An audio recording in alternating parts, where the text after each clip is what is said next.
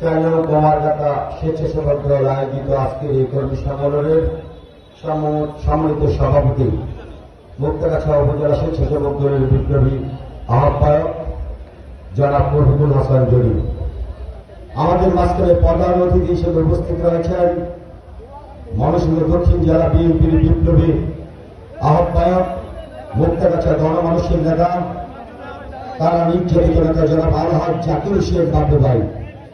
আমাদের মাঝখানে উপস্থিত রয়েছেন প্রধান বক্তা হিসাবে মুক্তাগাছা ময়মনসিংহ দক্ষিণ জেলা স্বেচ্ছাসেবক দলের বিপ্লবী আহ্বায়ক এবং ময়মনসিংহ দক্ষিণ জেলা বিএনপির বিপ্লবী যুগ্ম আহ্বায়ক জনাব শহীদুল আলমিন খসরু ভাই।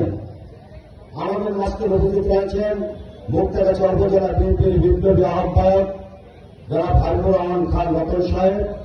আমাদের মাঝখানে উপস্থিত রয়েছেন মুক্তাগাছা উপজেলা বিএনপির বিপ্লবী সিনিয়র যুগ্ম আহ্বায়ক সাবেক ছাত্র নেতা জনাব কামরুজ্জামান লেবু ভাই। আমাদের মাঝখানে আরো বিএনপি অনেক বিজ্ঞ ব্যক্তিবৃন্দ উপস্থিত রয়েছেন।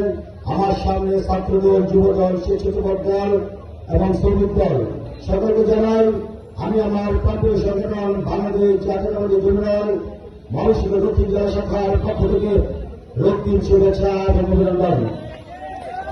সংগ্রামী সাথী আমার, আপনারা জানেন দীর্ঘ 70 বছর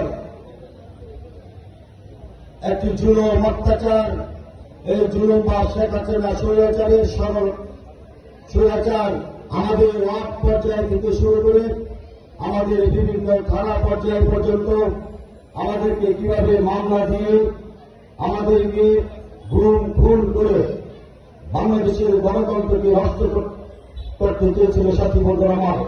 সাথী বন্ধুরা আমার, যেহেতু সময় সংযুক্ত অল্প দুটি কথা বলে আমি আমার বক্তব্য শেষ করব।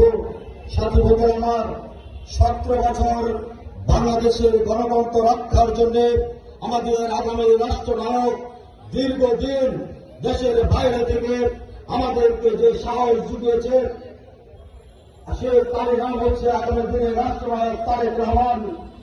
আজকে বর্তমানে আপনারা জানেন জামাত শিবির আগে ছিল আওয়ামী লীগের মাঝখানে, এখন জামাতের মাঝখানে কিন্তু আওয়ামী লীগ ঢুকে গিয়েছে। সজাগ থাকতে হবে। এরা যেভাবে আগে আওয়ামী লীগে ঢুকেছিল, বর্তমানে জামাতের মধ্যে আওয়ামী লীগ ঢুকেছে। সাথী বন্ধুরা আমার, আজকে যারা এই আওয়ামী লীগ সন্ত্রাসী বাহিনী, আমার মনে পড়ে 1918 নির্বাচনে বাবলু ভাইয়ের গাড়ি এখানে এই মঞ্চের সামনেই সেই আওয়ামী লীগের কিছু স্বৈরাচার গাড়ি ভাঙচুর করেছিল। সাথী বন্ধুরা আমার, মনে পড়ে আমাদের সেই নেতা আলহাজ জাকির হোসেন বাবু ভাই দীর্ঘদিন জেল থেকেছে। 17 বছর আমাদেরকে যে শক্তি এবং সাহস দিয়েছে তারই নাম হচ্ছে জাকির হোসেন বাবু। আগামী দিন আমরা সকল ষড়যন্ত্র ভেদ করে আগামী দিন আলহাজ জাকির হোসেন বাবু ভাইকে আমরা এমপি হিসাবে জয়যুক্ত করব।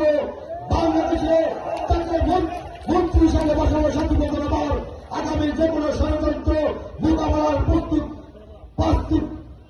থাকার জন্য সকলকে আহ্বান জানাচ্ছি।